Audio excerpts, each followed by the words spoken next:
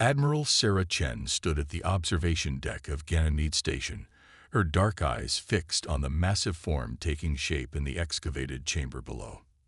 The HMS Titan was humanity's greatest achievement, and its best-kept secret.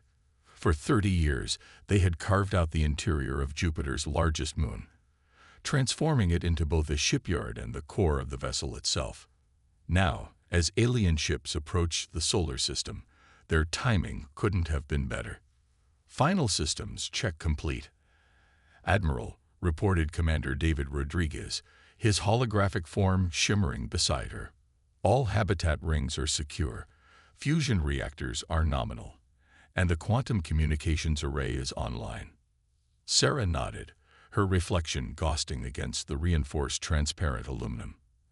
At 53, her silver-streaked black hair and weathered features told the story of a life spent preparing for this moment. Status of the civilian population. All 2 million colonists are secured in their assigned sectors. The hydroponics and atmospheric systems are running at optimal levels. David paused, his hologram flickering slightly. They're calling it the First Contact Fleet, you know.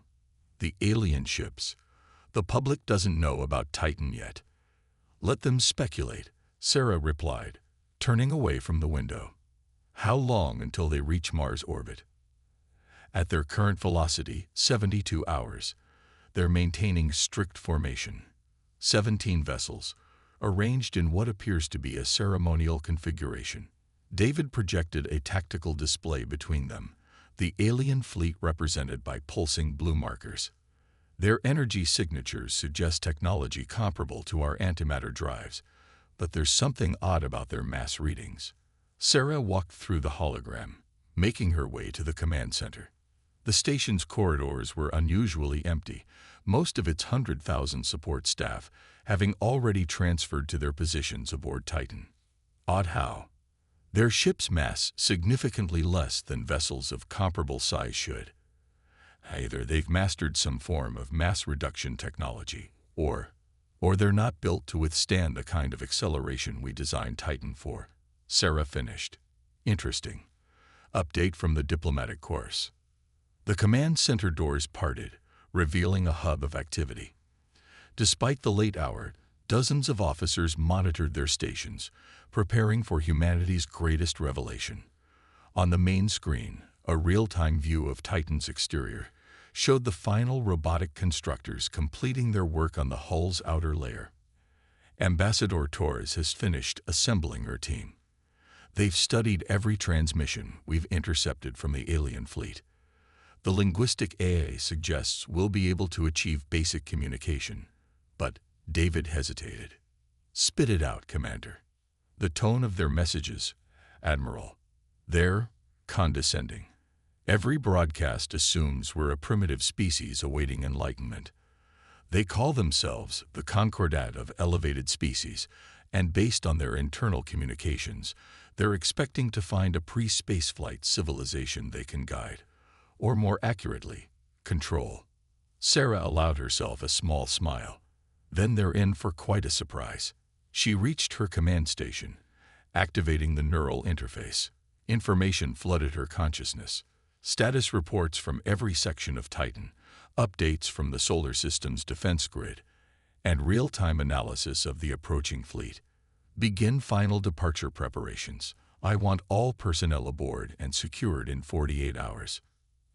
Admiral, a young lieutenant called out, we're detecting increased quantum communications between the alien vessels. They've spotted our outer system sensors. Right on schedule, Sarah murmured. They'll be expecting a response soon. Lieutenant, prepare to transmit first contact package Alpha on my mark. The package was deliberately basic.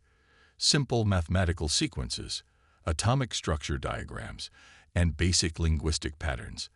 Let them think we're scrambling to communicate. Let them underestimate us. What about the Jupiter defense platforms? David asked quietly. The aliens will detect them soon. Leave them active but passive. If the Concordat is as advanced as they claim, they'll spot the platforms eventually. Better they see our obvious defenses and assume that's all we have. Sarah connected deeper with Titan's systems, feeling the massive vessel's readiness humming through her neural link. How are the quantum entanglement drives? All four are synchronized and charged. We can execute an FTL jump anywhere in the system with less than 3 seconds of calculation time. David's hologram walked through a desk, a habit he'd developed to remind others of his artificial nature. Though I still recommend against revealing that capability immediately. Sarah nodded. The quantum entanglement drives were perhaps their greatest technological achievement, allowing for instant travel between any 2 points in space, without the limitations of traditional FTL methods. The energy requirements were enormous, but Titan's hybrid antimatter fusion reactors could handle multiple jumps if needed. "Admiral," another officer called out, "President Ramos is requesting a final conference before we proceed. Put her through to my private chamber." Sarah stood, straightening her midnight blue uniform. "David, continue monitoring the alien fleet. Alert me if they deviate from their current course." In her small conference room, Sarah faced the holographic image of humanity's unified president. Maria Ramos looked as tired as Sarah felt, but her eyes were sharp and focused. "Admiral Chen," Maria began, "your status report." "Titan is ready, Madam President. All systems are operational. The civilian population is secured, and we can launch within 48 hours. Well before the Concordat reaches Mars orbit." "The Security Council is nervous, Sarah. We're about to reveal that we've turned one of Jupiter's moons into a mobile habitat and warship, that we're far more advanced than anyone in the public realizes. There will be political fallout. Better political fallout than alien domination," Sarah replied firmly. "Everything we've intercepted confirms our suspicions. The Concordat doesn't seek equals.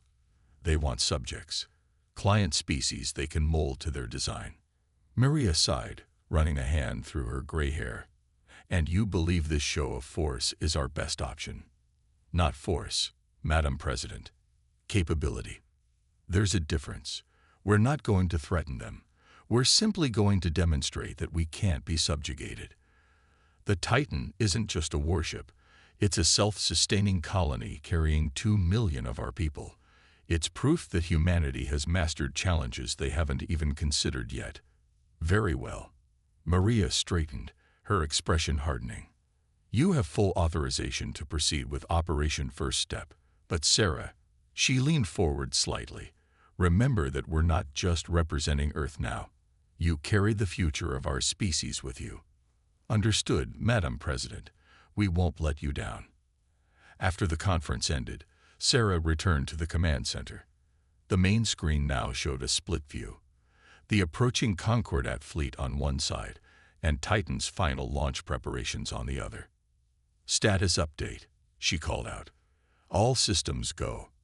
"Admiral," David reported. "The outer hull's metamaterial camouflage is functioning perfectly. From the outside, Titan still appears to be nothing more than Ganymede's surface. Cleanroom protocols are in effect for the launch bay doors." Sarah took her seat, watching as the alien fleet grew incrementally larger on the long-range sensors. In less than 3 days, humanity would reveal itself to the galaxy, not as a primitive species awaiting guidance, but as equals who had achieved things their would-be mentors had never dreamed possible. "Send first contact package Alpha," she ordered. "Let's begin." As the simple message beamed toward the approaching fleet, Sarah felt the weight of history settling around her shoulders. Humanity had spent generations looking to the stars, wondering if they were alone. Now they had their answer, but it wasn't the one anyone had expected. Instead of finding teachers or equals, they'd found would-be conquerors dressed as benefactors. That was fine. Humanity had faced long odds before. They'd survived ice ages, plagues, and their own destructive tendencies. They'd unified their planet, colonized their solar system, and hollowed out a moon to build something unprecedented. Whatever the Concordat thought they knew about humanity, they were about to learn that some species didn't need guidance to reach the stars. They just needed a reason to look up. Archspeaker Xylix of the Concordat smoothed his iridescent scales as he studied the primitive transmission from Earth. The message was exactly what he'd expected: basic mathematical sequences, simple atomic diagrams, and rudimentary language attempts. Everything about it screamed of a species taking its first tentative steps into interstellar communication. "How quaint," remarked sub-speaker Nera, her crystalline form refracting the command center's light. "They're so eager to prove they understand basic physics. Shall I prepare the standard enlightenment protocols?" "Not yet." Xylix's outer membrane shifted, displaying his thoughtful state. "Something about their orbital infrastructure troubles me. These defensive platforms around their gas giant, they're surprisingly sophisticated for a young species. Leftover technology, perhaps," suggested Fleet Commander Vex, his massive form dominating the command pod. "We've seen it before. Young species sometimes discover and repurpose artifacts from precursor civilizations." Xylix was about to respond when the sensor array erupted with alerts. The giant gas planet's largest moon, the one their scans had identified as Ganymede, was moving. No, not moving, transforming. "Impossible," Nara whispered. The moon's surface seemed to peel away, revealing a massive structured form beneath. It was a ship, but unlike anything the Concordat had ever encountered. Its size defied comprehension, nearly the scale of the moon it had been masquerading as. "Full scan," Vex bellowed, his war scales bristling. "I want every reading, every analysis, every—" "Sir," the sensor operator interrupted, "we're detecting power signatures unlike anything in our database. Their energy output, it exceeds our entire fleet's combined capacity by several orders of magnitude." Xylix felt his primary heart skip a beat. This wasn't supposed to happen. Every simulation, every prediction, every scrap of intelligence had suggested a primitive species barely capable of interplanetary travel. Instead, they had built something that challenged the very foundations of Concordat technological supremacy. "We're receiving a transmission," Nera reported, her crystalline surface vibrating with tension. "It's clean. Perfect quantum communications protocols. They're not just mimicking our technology. They've mastered it." "Put it through," Xylix ordered, trying to maintain his diplomatic composure. A holographic image materialized in the command center, a human female, wearing what was clearly a military uniform. Her bearing spoke of authority, confidence, and most troublingly, complete lack of the expected awe or deference. "Greetings, representatives of the Concordat. I am Admiral Sarah Chen of the HMS Titan, representing the United Earth Government. We apologize for our earlier, simplified communications. We thought it best to understand your intentions before revealing our true capabilities." Xylix felt the weight of 3,000 years of Concordat diplomatic tradition crumbling around him. This wasn't a species to be uplifted. It was one that had deliberately hidden its advancement, waiting to reveal itself at the perfect moment. "I greet you, Admiral Chen," he managed, his scales shifting to formal diplomatic patterns. "I am Arch-Speaker Xylix. Your vessel is unprecedented." "Thank you." Her smile seemed genuine, but her eyes remained sharp. "The Titan is humanity's first Jupiter-class vessel, a combination of warship, research station, and civilian habitat, currently home to 2 million of our citizens." The command center erupted in whispered conversations. 2 million. The logistics of maintaining such a population in space were beyond even the Concordat's capabilities. "Admiral," Vex interrupted, his war scales fully extended. "Our scans indicate weapons emplacements on your vessel. This is highly irregular for a first contact scenario. Just as irregular as approaching with a fleet of warships disguised as diplomatic vessels." Chen's expression didn't change, but her words carried weight. "Yes, we detected the mass drivers and plasma cannons hidden beneath your ceremonial hull plating. We appreciate the need for caution, Commander. I hope you can appreciate ours." Xylix shot Vex a warning glance. This was spiraling out of control. Every first contact protocol, every carefully planned script was useless now. They weren't dealing with primitives to be guided, but equals, perhaps even superiors, who had been watching and evaluating them.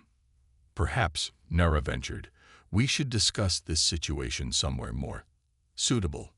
Our diplomatic vessel is equipped with. We would be honored to host these discussions aboard the Titan. Chen interrupted smoothly. Our quantum shielding is significantly more advanced than yours, which should allay any concerns about radiation exposure from our drive systems. We've prepared appropriate environmental conditions for all known Concordat species. Another calculated revelation. They hadn't just studied Concordat technology.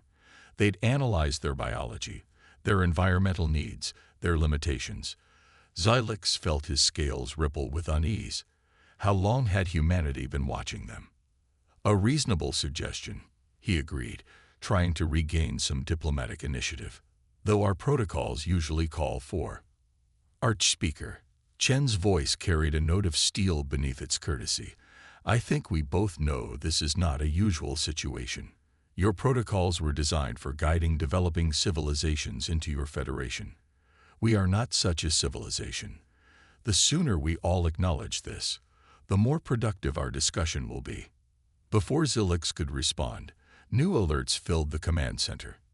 The massive human vessel was moving, its propulsion systems defying known physics. It covered the distance to Mars' orbit in moments, positioning itself between the Concordat fleet and Earth. A demonstration, Chen explained calmly. Our quantum entanglement drive allows for instant translation between points in space. We thought it important to establish certain realities before our discussions begin. Xylix felt the last of his diplomatic certainty evaporate. The Concordat had encountered thousands of species over its long history, but none like this. None that had hidden so successfully, advanced so far, or revealed themselves with such calculated precision. We accept your invitation, Admiral, he said finally, though I suspect both our peoples have much to reconsider about their assumptions. Excellent. Chen's smile widened slightly. We've prepared a shuttle capable of interfacing with your vessel's docking protocols. Unless, of course, you'd prefer to experience our teleportation technology. The casual mention of yet another supposedly impossible technology sent fresh ripples of shock through the command center. Xylix realized that everything until now, the primitive first message, the revealed vessel, the casual display of advanced propulsion, had been carefully choreographed. Humanity wasn't just revealing their existence. They were systematically dismantling every preconception the Concordat had about them. Conventional docking will be fine, he managed, wondering what other surprises these humans had in store. As the communication ended, Xylix turned to his stunned staff. Update the Concordat Council immediately. All standard protocols are suspended. We are in uncharted territory. For the first time in his 3-century career, Archspeaker Xylix found himself wondering if perhaps it was the Concordat, not humanity, that had lessons to learn from this encounter. The diplomatic chamber aboard the HMS Titan hummed with barely contained tension. Admiral Chen watched as the Concordat delegation took in their surroundings.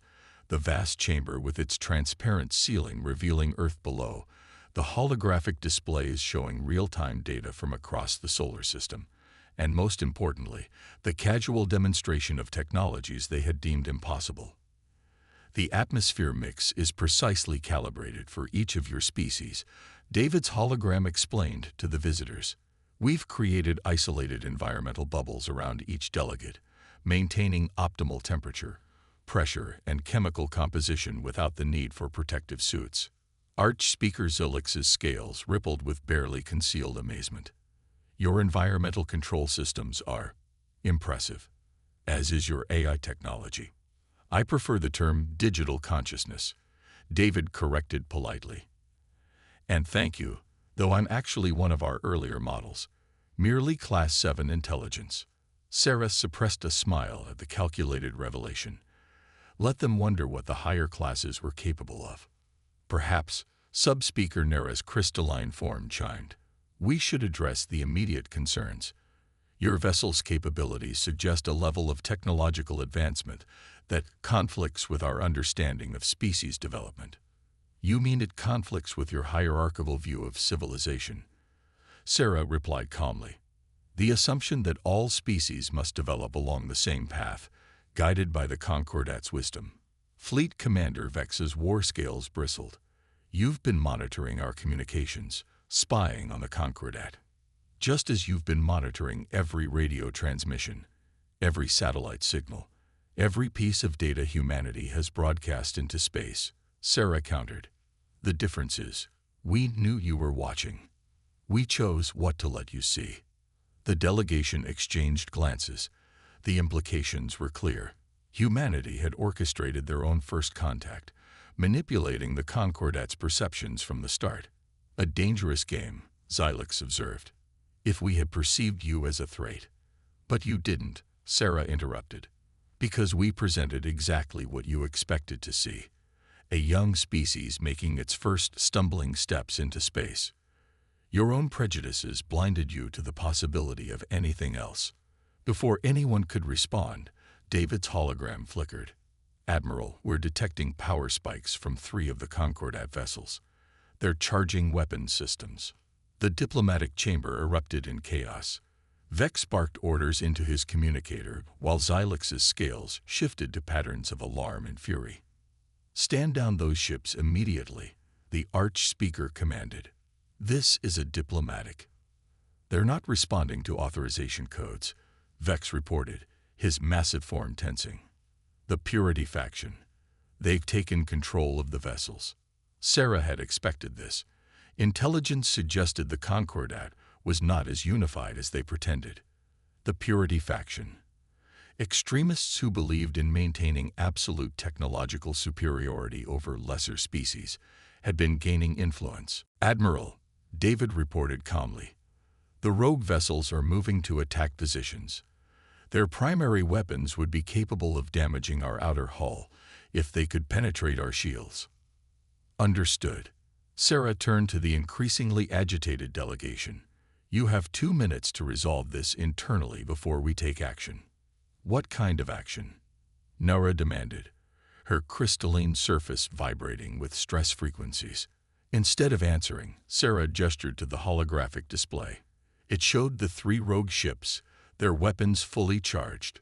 Suddenly, all 3 vessels went dark, their systems shutting down simultaneously. A localized quantum field disruption, David explained to the stunned delegation. Non-destructive, but quite effective at neutralizing threat vessels. Your crews are unharmed, though they'll need assistance restoring power. Vex's war scales fully extended, a sign of either extreme aggression or profound shock. Impossible. Our shields, our redundant systems, were designed to defend against known weapons, Sarah finished. We don't use known weapons. Xylix's scales had shifted to a pattern Sarah's scanologists hadn't documented yet. You could have disabled our entire fleet from the moment we arrived. Yes, but you didn't. Because we're not here to fight, Sarah explained, her voice softening slightly. Humanity doesn't want to dominate the Concordat, or anyone else. We want to exchange knowledge, to trade, to explore the galaxy together. But as equals, not as subjects. A new alert drew everyone's attention. The disabled ships were being drawn toward the Titan by invisible forces, their crews safely contained by the same quantum fields that had neutralized their systems. Now, Sarah continued, shall we discuss what real cooperation between our peoples might look like? Or should we wait for the rest of your Purity faction to try their luck? Xylix's outer membrane rippled with decision patterns. You understand this changes everything. The Concordat's entire structure is based on technological hierarchy.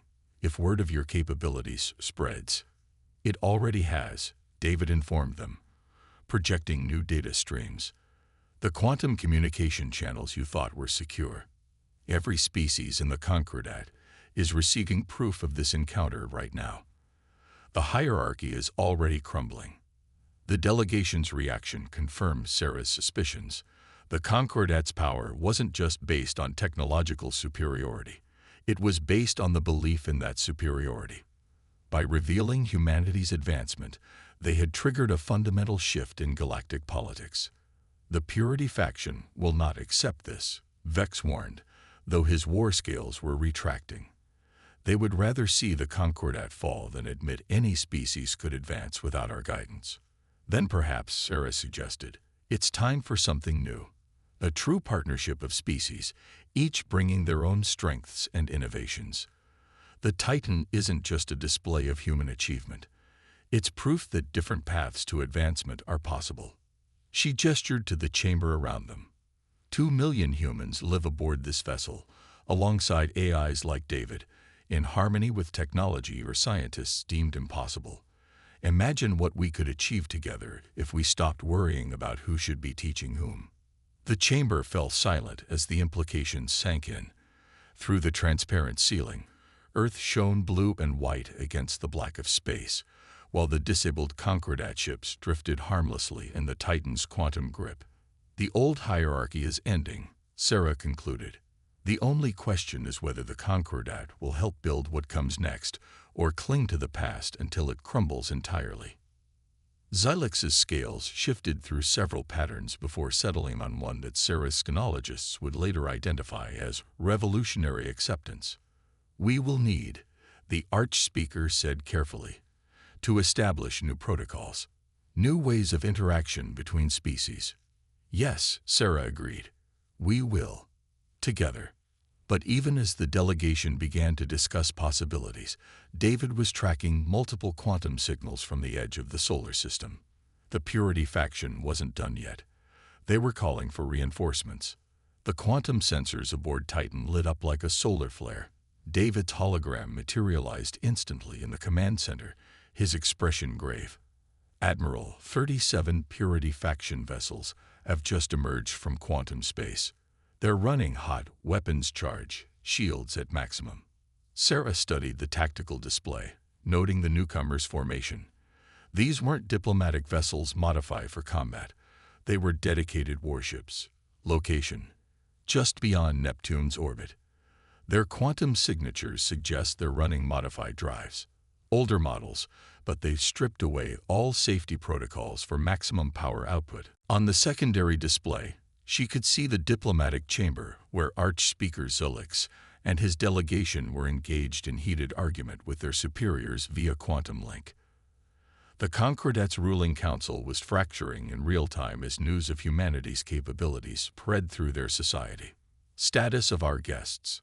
Sarah asked, though she already knew the answer. The Purity faction is demanding the delegation's immediate withdrawal, David reported. They're claiming we've used advanced technology to compromise the delegates' minds. Standard extremist rhetoric, but it's gaining traction among the more conservative Concordat members. Sarah allowed herself a small sigh. They'd anticipated this response, planned for it, but the speed of escalation was concerning. Signal the Jupiter defense grid. Initiate Protocol Omega. Admiral.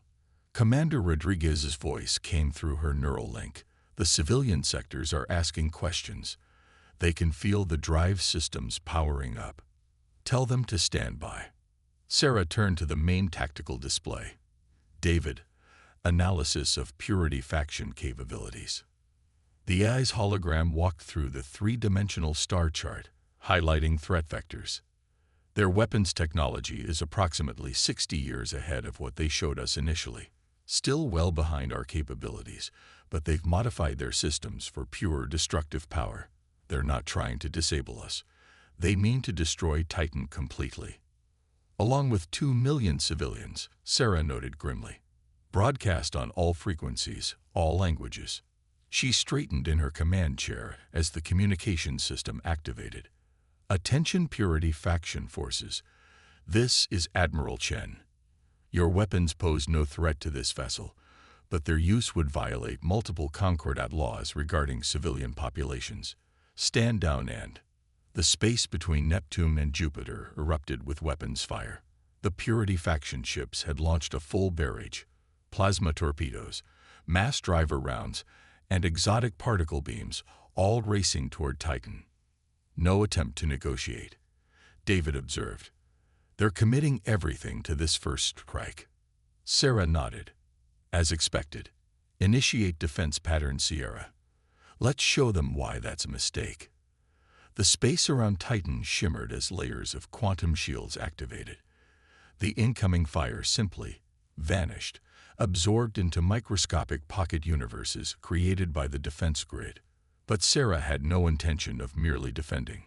Target their propulsion systems, she ordered. Precision quantum displacement only. No debris, no casualties. David's hologram smiled slightly. Testing their commitment, Admiral. Testing their sanity, she corrected. Execute. Across the battlefield, Purity faction ships suddenly found themselves missing critical engine components. Their quantum drives, subliminal thrusters, and maneuvering systems simply ceased to exist, each piece transported to a secure containment facility within Titan. By the first species, Xylix breathed from the diplomatic chamber. You didn't disable their systems. You removed them entirely. Quantum teleportation on a selective basis. David explained to the stunned delegates. We can target specific components while leaving surrounding systems intact. Far more elegant than brute force weapons. The Purity faction ships, now drifting helplessly, launched another barrage. Their weapons were still functional, but without propulsion, they couldn't maintain optimal firing positions. The attack was even less effective than the first. Admiral, David reported, they're activating some form of quantum pulse device. Crude, but powerful. Similar to our quantum disruption technology. But, he paused. They don't appear to understand the full implications of the weapon. Sarah's eyes widened as she saw the energy readings.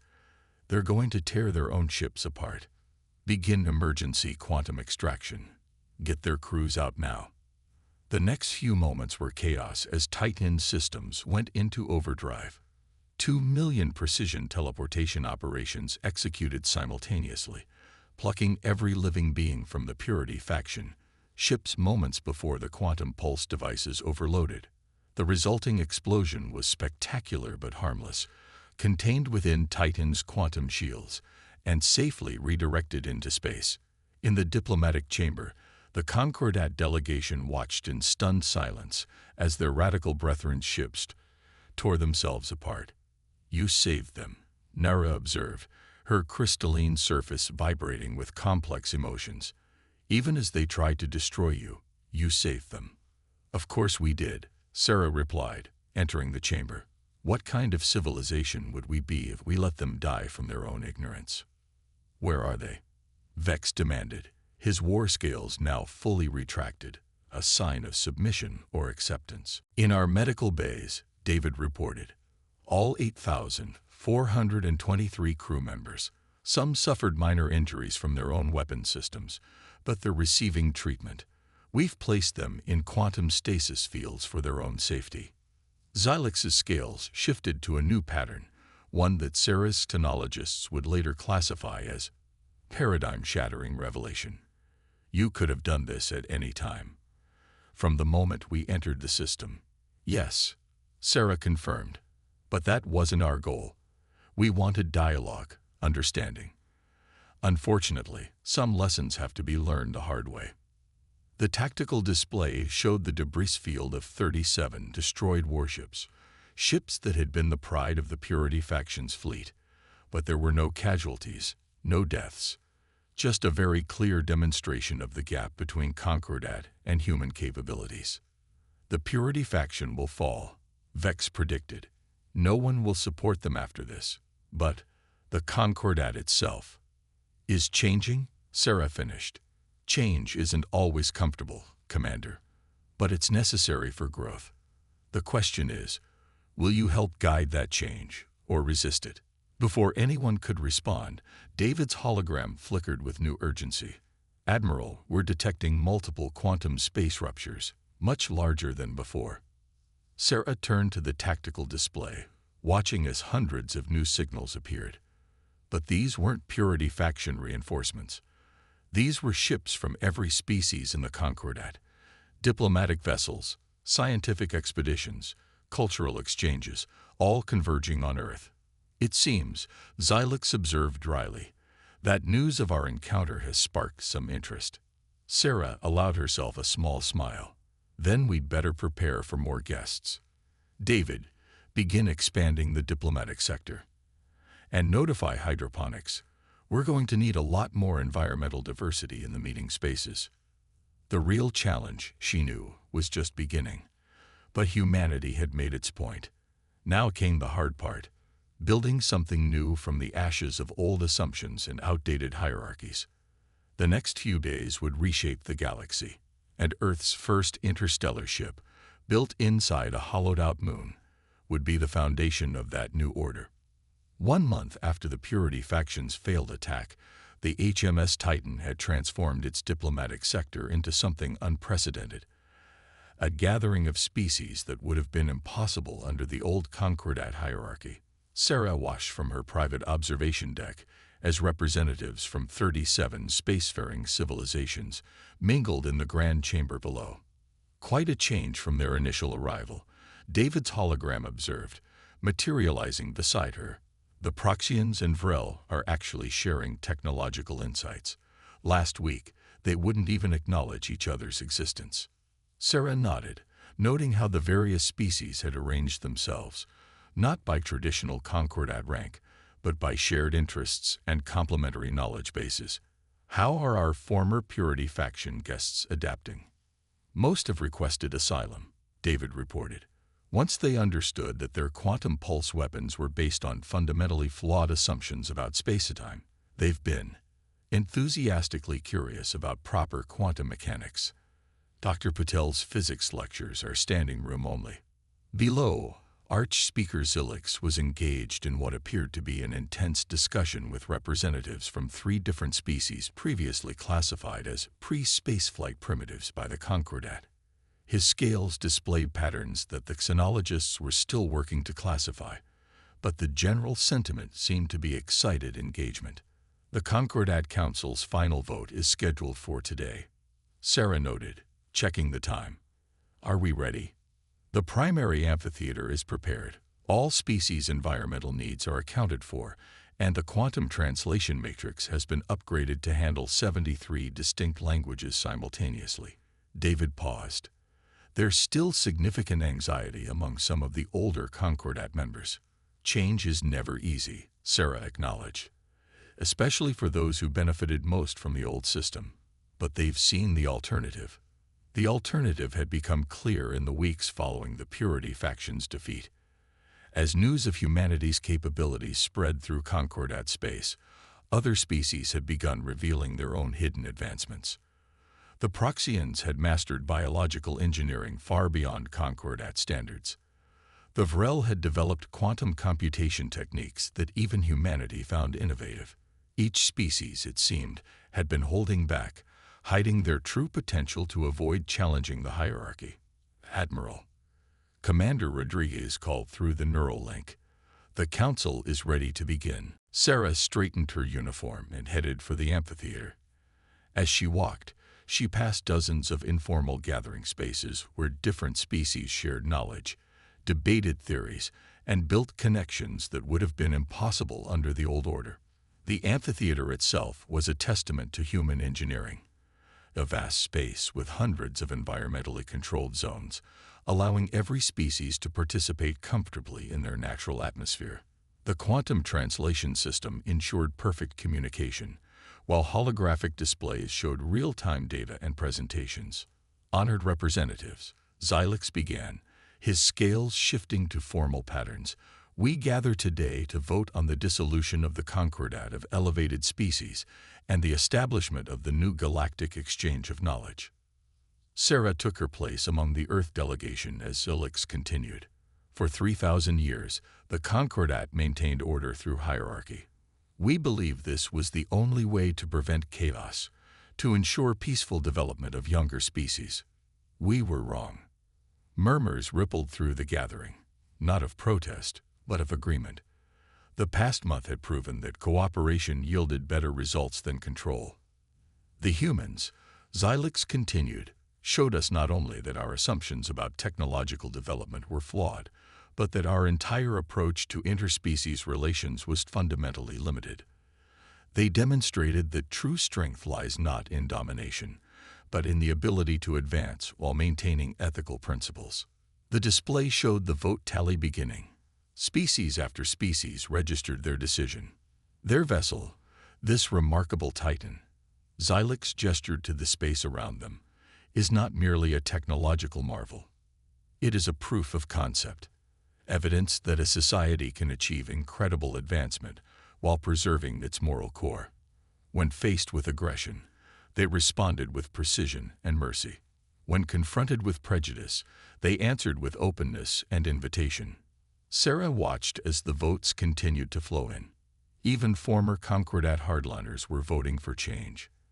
The galactic exchange of knowledge will be different, Xylix declared. No hierarchies, no suppression of advancement.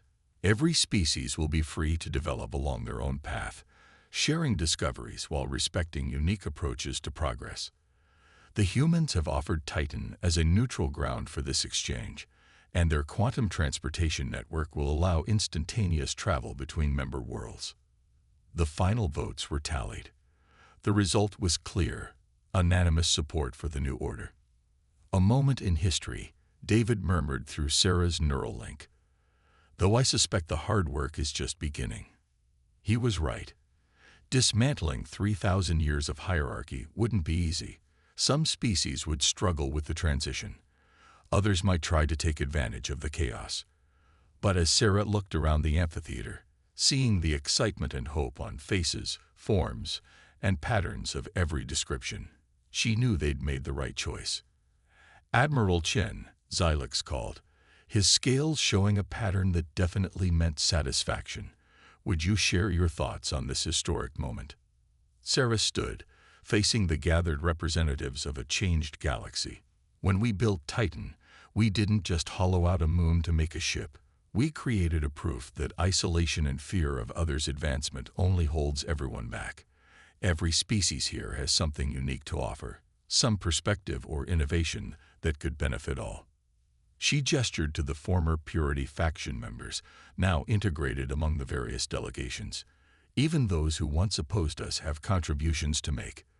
Their flawed quantum pulse weapons, properly understood and refined, have already led to breakthroughs in quantum communication technology. This is the power of open exchange. Even mistakes can lead to progress when we work together. The holographic displays shifted, showing the vast interior of Titan, its civilian sectors, research laboratories, and gathering spaces. This vessel was built to demonstrate humanity's capabilities, yes, but more importantly, it was built to show what's possible when we focus on advancement without abandoning our principles. Its size isn't about intimidation. It's about inclusion. Room for everyone who wants to learn, to share, to grow. The gathering erupted in approval, expressed in hundreds of different ways by dozens of different species. Even the most conservative former Concordat members were caught up in the moment. The future will bring challenges, Sarah concluded, but we'll face them together, as equals. Not because anyone demanded it, but because we all chose it. This is how galaxies should work, not through force or fear, but through shared discovery and mutual respect. As the new Galactic Exchange of Knowledge began its first official session, Sarah returned to her observation deck. Earth shone below, while the ships of 37 species orbited in harmony around humanity's first and greatest vessel. "Shall I begin preparations for the next phase?" David asked. Sarah smiled. "Yes, start collecting proposals for the exchange's first joint research projects. And David, make sure everyone knows that the coffee shop in Civilian Sector 7 is neutral ground. Some of the best diplomatic breakthroughs happen over shared refreshments." The AI's hologram flickered with amusement. Even if some species can't actually drink coffee. "Especially then," Sarah replied, "because that's what this is really about. Finding ways to share experiences across differences, whether it's coffee, quantum physics, or philosophical debates." As she watched the gathering below disperse into smaller discussion groups, Sarah reflected on how far they'd come. Humanity had reached for the stars not to conquer them, but to understand them. And in doing so, they'd helped forge a new way forward for all spacefaring species. The HMS Titan, built in secret inside a moon, had become more than a ship. It was a symbol of what was possible when advancement served wisdom rather than power. A new age was beginning, and humanity had helped light the way. Not through force, not through fear, but through the simple, powerful act of reaching out a hand in friendship, even to those who had first approached as potential conquerors. That Sarah knew was humanity's real strength, and now it would help build a better galaxy, one connection at a time.